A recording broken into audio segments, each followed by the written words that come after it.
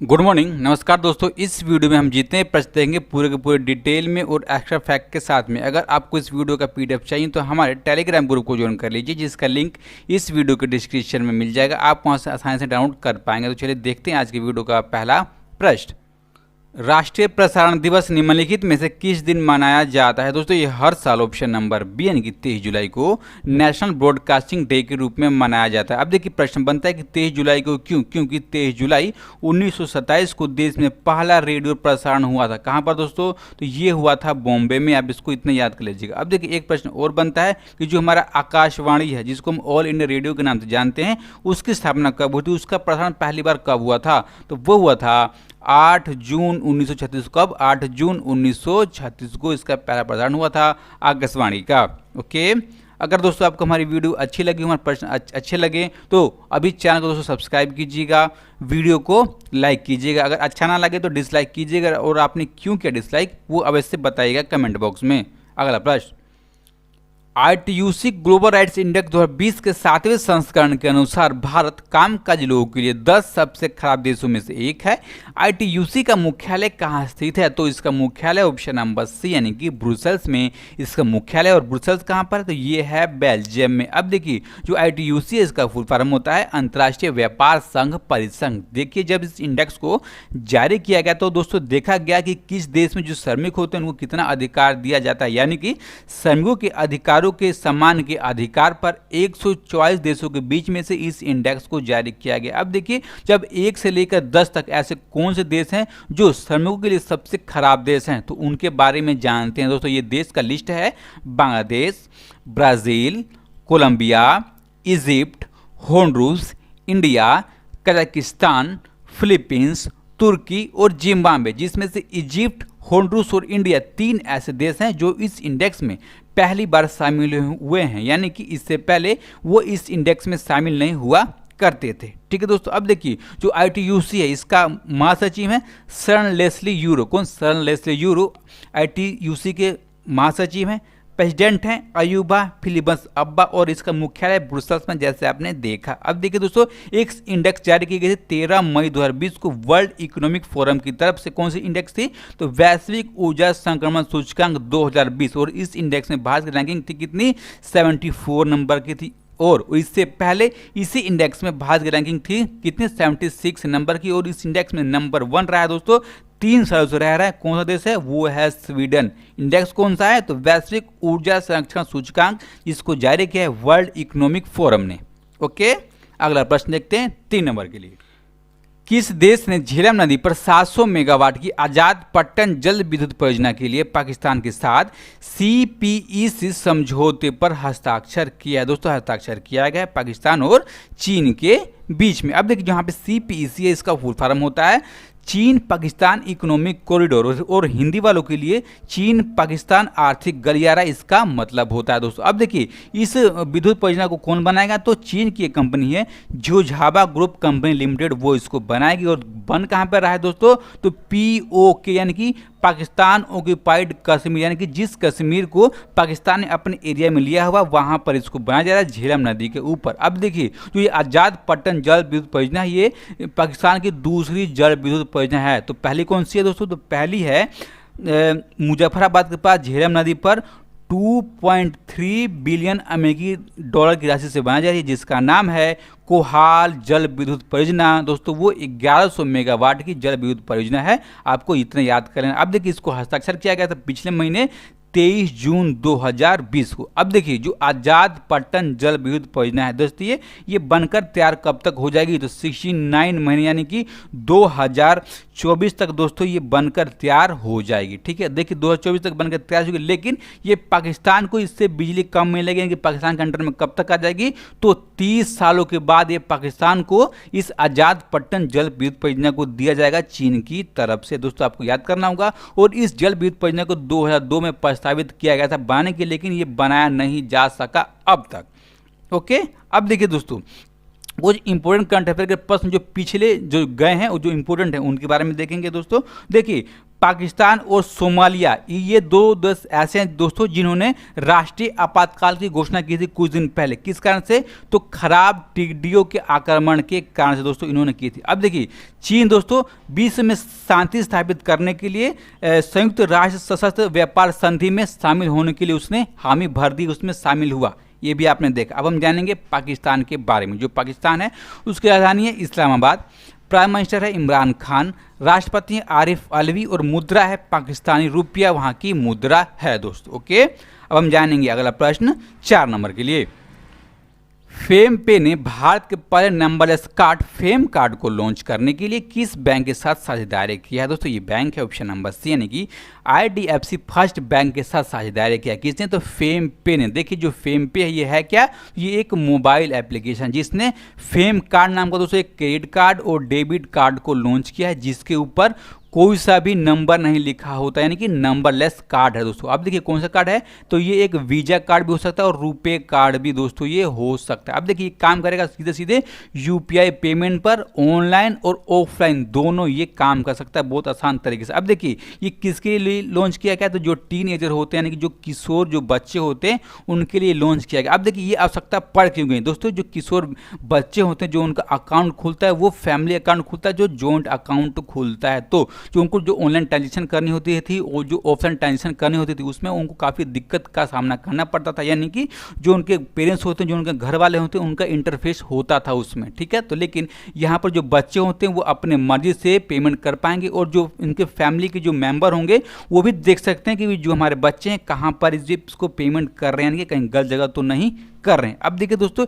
इसमें एक flash pin को जनरेट किया जाएगा और पेमेंट कर दिया जाएगा। अब देखिए मान लीजिए हमको कहीं पेमेंट करना है किसी को, तो सिंपल देखिए पेमेंट होगा कैसे। तो देखिए मान लीजिए हम गए ATM में पैसे निकालने के लिए, ठीक है, तो वहाँ पे हमने अपना इस फेम कार्ड को डाला ATM में, ठीक है, और वहाँ पे जो अब आएगा पिन डालने के, तो पिन कैसे डालेंगे दोस्तों? तो पिन डालने के लिए हमारे मोबाइल पे जहाँ से लिंक है वहाँ पर 4 नंबर का दोस्तों फ्लैश पिन को जनरेट होगा और वही पिन अगर हम अपने ATM में जाएंगे तो पैसे निकल जाएंगे। ये एक तो ये हो गया। अगर हम कोई सामान खरीदते हैं, ऑनलाइन पेमेंट करते हैं पोस्ट यानी कि पॉइंट ऑफ सेल जो हमारी जो डिवाइस होती है उससे, तो वहाँ पर भी पिन डालना पड़ता है। तो वहाँ पर दोस्तों पिन डालने के लिए फ्लैश पिन जनरेट होगा और आप जो भी व्यक्ति को होगा वहाँ पर हम डाल देंगे पिन को और हम अपना लेन देन कर पाएंगे बहुत आसान तरीके से दोस्तों। अब देखिए ये पूरा का पूरा किसने लॉन्च किया है, तो फेम पे ने और NPCI ने इसको संयुक्त रूप से लॉन्च किया है दोस्तों। आपको इतना याद करना होगा। अब देखिए जो फेम पे है इसका मुख्यालय कहाँ है, इसका मुख्यालय है बेंगलुरु। बेंगलुरु कहाँ पर? कर्नाटक में।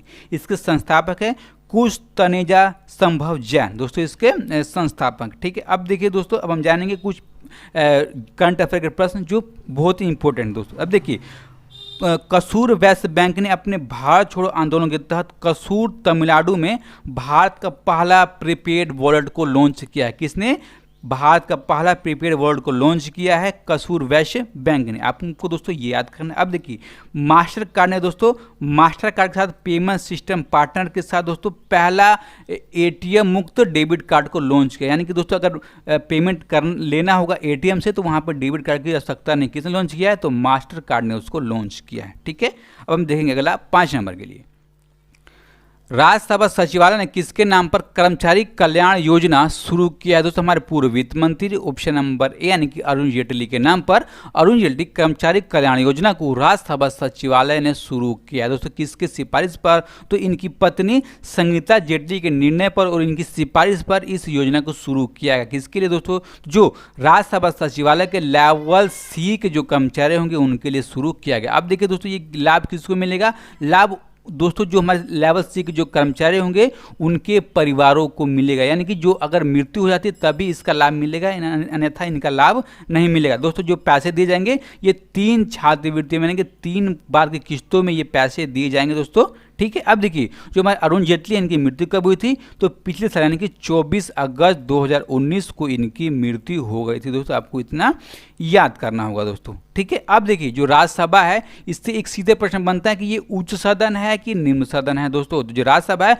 ये उच्च सदन है, क्यों? क्योंकि ये कभी भंग नहीं होता। और निम्न सदन किसको बोलते हैं, तो लोकसभा को निम्न सदन बोलते हैं, ठीक है। अब देखिए जो राज्यसभा के सभापति होते हैं, जो प्रेजेंट टाइम पर भारत के उपराष्ट्रपति होते हैं, वो कौन है, एम वेंकैया नायडू, वो प्रेजेंट टाइम पर इसके सभापति हैं, ठीक है। अब इसके महासचिव कौन है, तो देश दीपक वर्मा इसके महासचिव हैं दोस्तों, ओके। अब हम देखेंगे अगला 6 नंबर के लिए। सिंगापुर के शोधकर्ताओं ने हाल ही में बाथिनोमस रक्षा नामक एक नई प्रजाति की खोज की।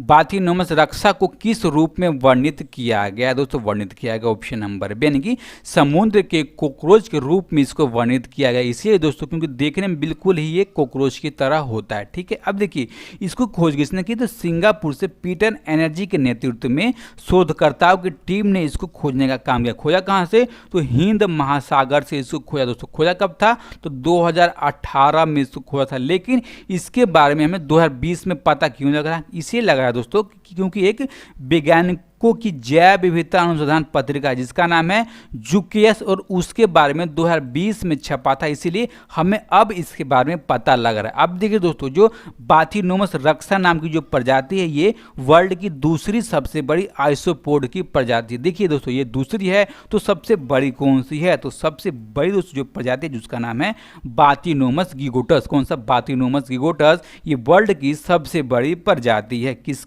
दोस्तों, ठीक है। अब हम जानेंगे इसके बारे में, तो सिंगापुर के बारे में। तो जो सिंगापुर है उसकी मुद्रा कहाँ है, तो इसकी मुद्रा है सिंगापुर डॉलर। इसके राजधानी है सिंगापुर, प्राइम मिनिस्टर है ली ह्यूसिंग लुंग और राष्ट्रपति हैं हलीमा याकूब। ओके दोस्तों अगला प्रश्न देखते हैं 7 नंबर के लिए।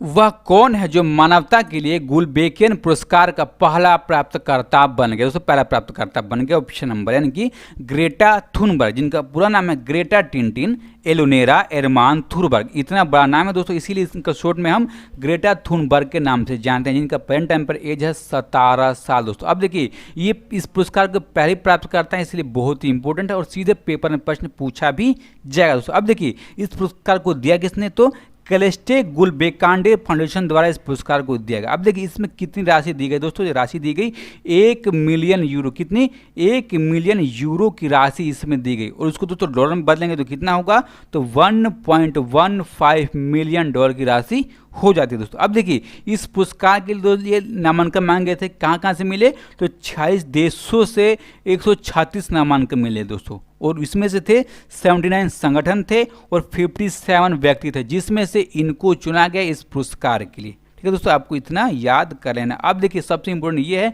कि जितनी भी राशि इनको दोस्तों मिली पुरस्कार के रूप में 1.15 डॉलर की, वो सारी राशि दोस्तों इन्होंने दान कर दी। किसको दान कर दी, तो जो भी व्यक्ति जलवायु संकट और परिस्थिति संकट से प्रभावित है उन लोगों की दोस्तों रक्षा के लिए, उन लोगों के काम के लिए इस तरह से राशि को दान कर दिया गया। किसके तरफ से दोस्तों, तो ग्रेटा थुनबर्ग की तरफ से दोस्तों, आपको इतना याद कर लेना है, देख लेना है। अब देखेंगे अगला प्रश्न 8 नंबर के लिए।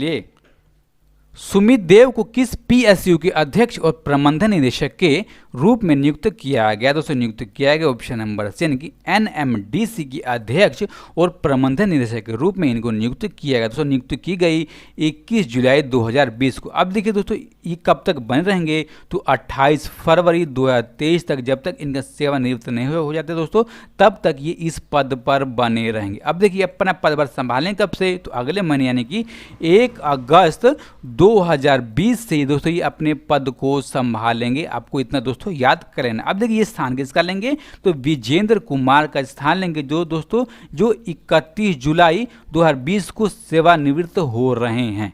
ठीक है, अब हम जानेंगे एनएमडीसी के बारे में दोस्तों। इसके अध्यक्ष और प्रबंधन निदेशक प्रेजेंट टाइम में कौन है, विजेंद्र कुमार। ठीक है, इसके दोस्तों प्रधान कार्यालय के हेडक्वार्टर कहाँ है, तो हैदराबाद में इसका हेडक्वार्टर है। ठीक है दोस्तों आपको इतना याद कर लेना। अब देखेंगे अगला 9 नंबर के लिए। एंटी टैंक गाइडेड नाग मिसाइल का नाम है जिसे डीआरडीओ द्वारा ओडिशा के बालसोर में अंतरिम टेस्ट रेंज में परीक्षण किया गया। दोस्तों इसका नाम है ऑप्शन नंबर डी यानी कि ध्रुवस। दोस्तों ध्रुवस ऐसी एंटी टैंक गाइडेड नाग मिसाइल है जिसको डीआरडीओ द्वारा ओडिशा के बालसोर से टेस्ट किया गया। अब देखिए दोस्तों एक फैक्ट समझिए, अगर डीआरडीओ कोई अपनी टेस्टिंग करता है तो आमतौर पर दोस्तों वो उड़ीसा से करेगा या तो राजस्थान के पोखरण से करेगा। दोस्तों आपको याद करना। अब देखिए अगर इसरो कोई अपनी टेस्टिंग करता है, अगर कोई अपना दोस्तों लॉन्च करता है तो वो कहाँ से करता है, तो वो करता है दोस्तों हैदराबाद से या तो केरला से। ओके आपको दोस्तों इतना देखना होगा और इस हिसाब से आप टिक लगा दीजिएगा। अब देखिए दोस्तों जो ये ध्रुवस नाम की एंटी टैंक गाइडेड मिसाइल दोस्तों ये ऐसी पहली मिसाइल है जिसको पृथ्वी से लॉन्च किया गया। आमतौर पर दोस्तों आमतौर पर जो एंटी टैंक गाइडेड मिसाइल होती थी उसको हेलिना यानी कि हेलीकॉप्टर द्वारा लॉन्च किया जाता था। अब देखिए दोस्तों इसकी मारक क्षमता कितनी है, तो 80% इसकी मारक क्षमता है दोस्तों। और ये तीसरी पीढ़ी की अग्नि और भूल जाओ श्रेणी की एंटी टैंक गाइडेड मिसाइल। दोस्तों आपको इतना याद करना होगा। अब देखिए इसकी जो मिसाइल है इसकी विशेषता क्या है, इसके दिशा निर्देश क्या है दोस्तों। अब देखिए ये 1.9 मीटर लंबी मिसाइल है जिसका वजन कितना हो जाता है, जिसका वजन हो जाता है दोस्तों 14.5 किलोग्राम। अब इसका व्यास कितना है, तो 0.16 मीटर का दोस्तों इसका व्यास है। ठीक है अब देखिए दोस्तों ये मिसाइल 240 मीटर प्रति सेकंड की गति से मार कर सकता है। जैसे मैंने आपको बताया कि इसकी मारक क्षमता है 80%, यानी कि दोस्तों ये 80% तो ये अपने लक्ष्य को हासिल कर ही लेगा। ठीक है दोस्तों अब देखिए दोस्तों ये कम से कम कितनी दूर तक ये मार कर सकता है, तो 500 मीटर तक कम से कम और अधिकतम 7 किलोमीटर तक दोस्तों ये मार कर सकता है। ये ध्रुवस्त्र नाम का एंटी टैंक गाइडेड मिसाइल दोस्तों। अब देखिए जो भी हमारे रक्षा से जुड़े हुए जितने प्रश्न होते हैं उसको आप दोस्तों याद कर लीजिएगा और इसको तो आप याद ही कर लीजिएगा। अब देखिए इसमें एक ऐसा ही प्रश्न बन सकता है कि जो ध्रुवस्त्र नाम का दोस्तों जो टेस्टिंग किया गया मिसाइल का वो कौन सी मिसाइल दोस्तों, वहाँ पर नाग दे देगा, अग्नि दे देगा दोस्तों। आप वहाँ पर टिक लगा दीजिएगा दोस्तों। ठीक है अब देखिए जो पिछले प्रश्न है उनके बारे में जानते हैं दोस्तों। जो पाकिस्तान नौसेना ने उत्तरी अरब सागर में एंटी शिप मिसाइलों को सफल परीक्षण किया कुछ दिन पहले दोस्तों, आपको देख लेना होगा। ओके अब हम देखेंगे अगला प्रश्न 10 नंबर के लिए। किस राज्य या केंद्र शासित प्रदेश की कैबिनेट ने मुख्यमंत्री घर घर राशन योजना नाम से घर घर राशन वितरण योजना को मंजूरी दी है दोस्तों, मंजूरी दी गई है। ऑप्शन नंबर डी यानी कि दिल्ली सरकार की कैबिनेट ने इस योजना को मंजूरी दी है। देखिए दोस्तों एक केंद्र सरकार की योजना है one nation one ration card योजना और उस योजना के अनुसार ही दोस्तों इसको लॉन्च किया गया दोस्तों। अब इसमें अलग क्या है, तो इसमें अलग है कि अगर जो भी राशन कार्ड धारक है वो चाहे तो इस योजना के तहत में दोस्तों वो राशन कार्ड के डिपो पर जाकर भी फायदा ले सकता है या तो वो अपने घर पर भी मंगा सकता है इसका फायदा लेने के लिए दोस्तों। ठीक है और इस योजना को 6 से 7 महीने लगेंगे लॉन्च करने के लिए। ठीक है किसने लॉन्च किया है, तो दिल्ली सरकार ने लॉन्च किया है और इसके अंतर्गत में गेहूं, आटा, दाल, चावल और चीनी दिया जाएगा और इसको दोस्तों हाइजीनिक बैग में पैक कर कर भी उसको घर तक पहुंचाया जाएगा दिल्ली सरकार की तरफ से। ठीक है दोस्तों अब हम जानेंगे जो हमने पूछा था 18 जून को मास्क दिवस के रूप में किस राज्य ने मनाया दोस्तों, मनाया किसने, तो ऑप्शन नंबर ए यानी कर्नाटक ने मनाया। अब देखिए इस प्रश्न का सही जवाब किसने दिया, तो विजय कुमार, कुणाल कुमार सिंह, मयूरी भारद्वाज, अमित मलिक, अमन कुमार, मंतोष कुमार, रितेश कुमार और मोहन सिंह, इन सब दोस्तों ने इस प्रश्न का सही जवाब दिया। अब हम देंगे आज का प्रश्न दोस्तों। आज का प्रश्न है किस प्रशासन ने कृषि उत्पादन विभाग का नाम कृषि उत्पादन और कृषि कल्याण विभाग बदलकर कर दिया है दोस्तों। इस प्रश्न के बारे में आपको जितना ही मालूम होगा साथ दोस्तों कमेंट बॉक्स में आप लिख दीजिएगा और आप जितना लिखेंगे आपको उतना ही याद होगा दोस्तों। ठीक है और अपना ख्याल रखिए। नमस्कार, धन्यवाद।